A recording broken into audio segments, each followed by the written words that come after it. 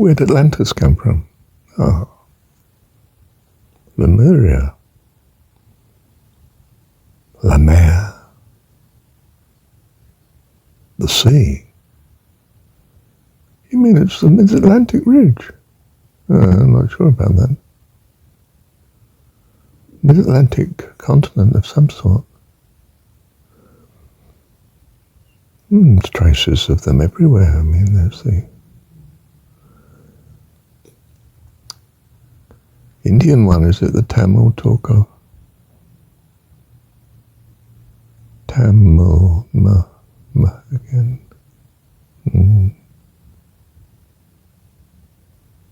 Mediterranean, sea, of course.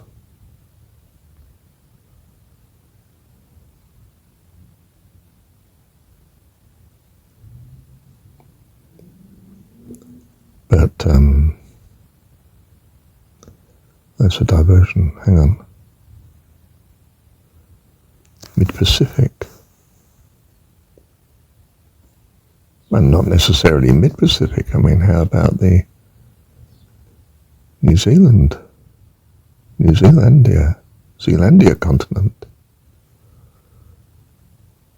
Nearly as big as Australia sitting down there. Most of it under the water.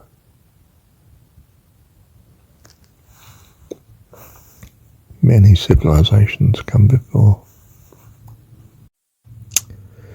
Hindu religion, it's all cycles. Cycles within cycles. As far back as you could look. Well, way beyond you could look, of course. It's all hearsay. Conjecture. Myth.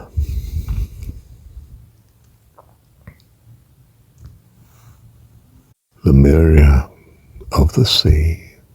Perhaps the Mediterranean when it was lower. Wisdom, dear one, is pre-earth.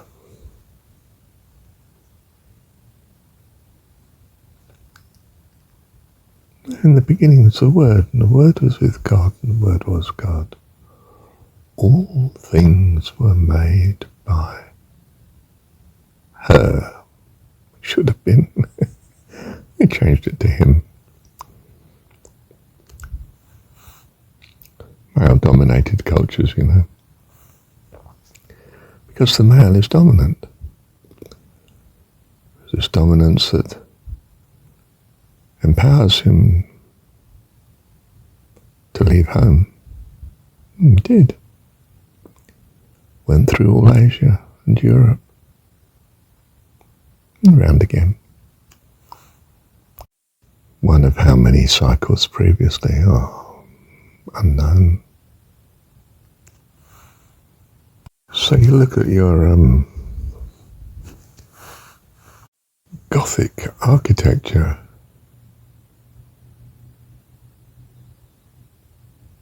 Whether it's in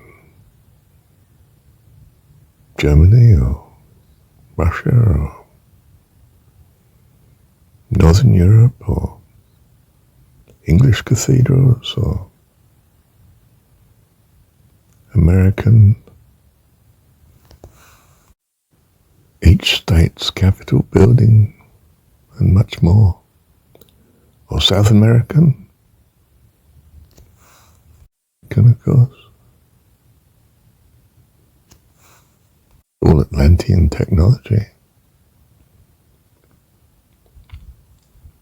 And if you go right back to Egyptian pyramids and so on, haven't you noticed? Pyramids are scattered all over the globe.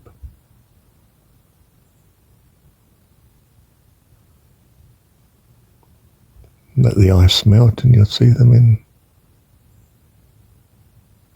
Antarctica and Greenland.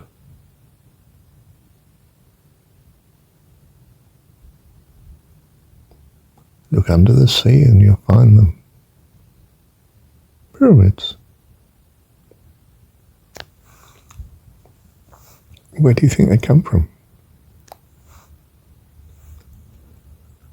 a world order of wisdom and understanding long before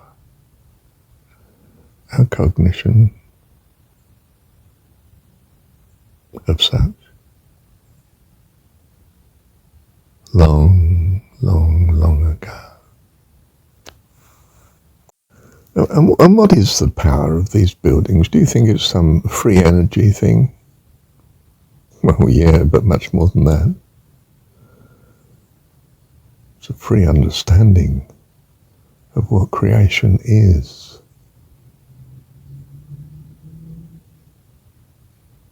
The mind of God. The ground you stand on. All you see is the trace evidence of such in miracles. But the really big miracles of existence has become so commonplace here that you don't see it as a miracle at all. It's just everyday living. Sun comes up, it's another day. The trees grow, the wind blows. Turks and sheiks and beggars line the street, while holy men in shadow throngs retreat, and women throng the old bazaars. Awake, for the sun who scatters into flight the stars before him from the field of night, drives night along with them and strikes the Sultan's turret with a shaft of light. Wisdom, in other words. Understanding. What the modern world calls technology, because it sees it as applied to matter. But lemerian wisdom is greater than this. It's wisdom applied to spirit.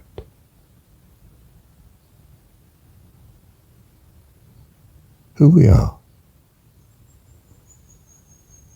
Children of God. And God is female. Sons are male. Her daughter's a female. And all of them share the same mitochondria. It's only passed down by the mother.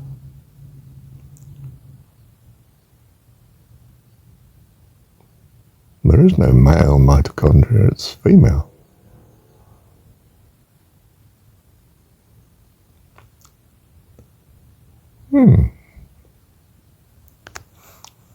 So the male is seen as the degenerate of the female, the Y chromosome, if you like.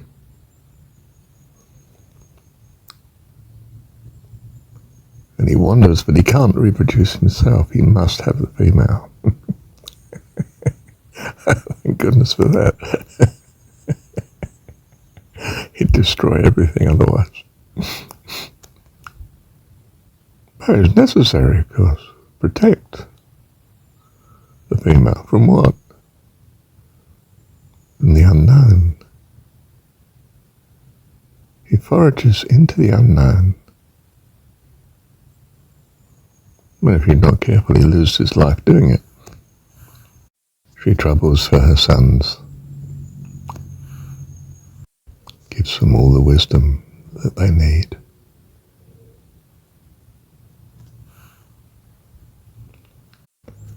To grow and protect her. And come that you might have life and have it more abundantly. She is what life is, the Lord, the giver of life. Well, we know the giver of life is female. You try getting babies from men, you don't get anywhere. You can clone them, but we don't want clones, we want individuals. Nation full of clones, obedient clones.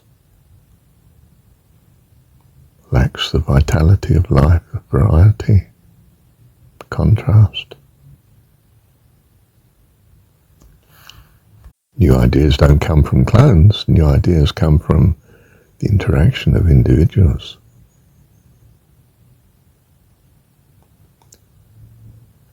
A trillion views of the one God, which corporately makes up God's total view of himself. So it has the advantage now, the fullness of the complete self, and the partials, many of them.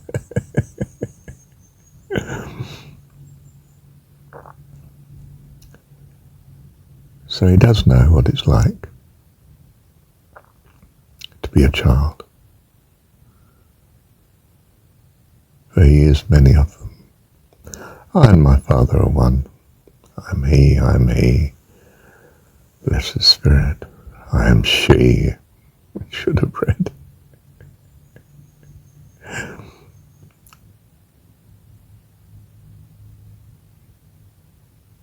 In a sense.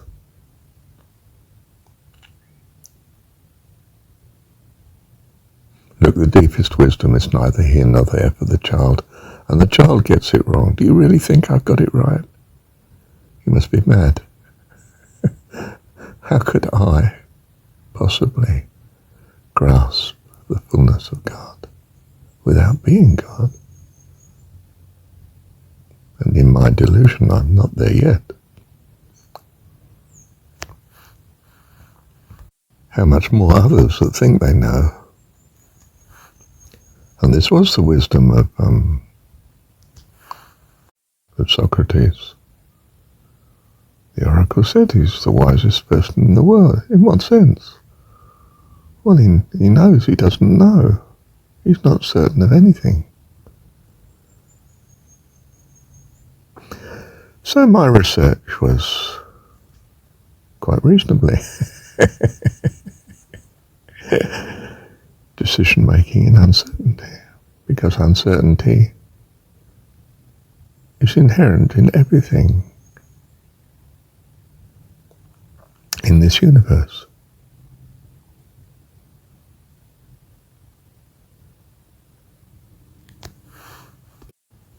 And God, in the form of the Holy Spirit, wisdom, what Eastern people call Brahma, comes to our rescue in our uncertainty. And that's what matters. And so, not knowing, we reach out instead in trust. And wisdom is to trust that which is most beneficial, most creative, most godly.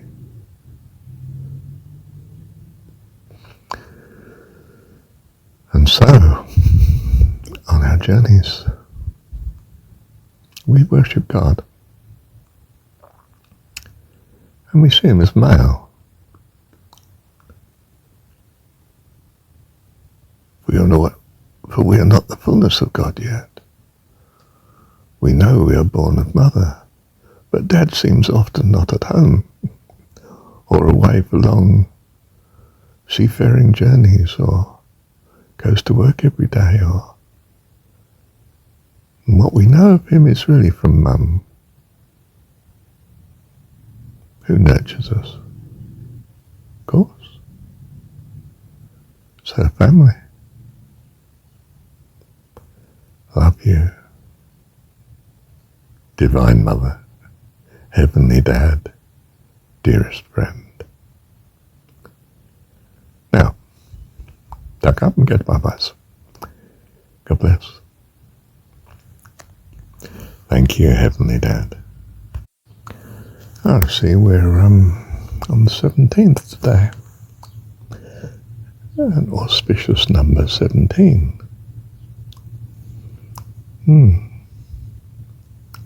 Thank you, Heavenly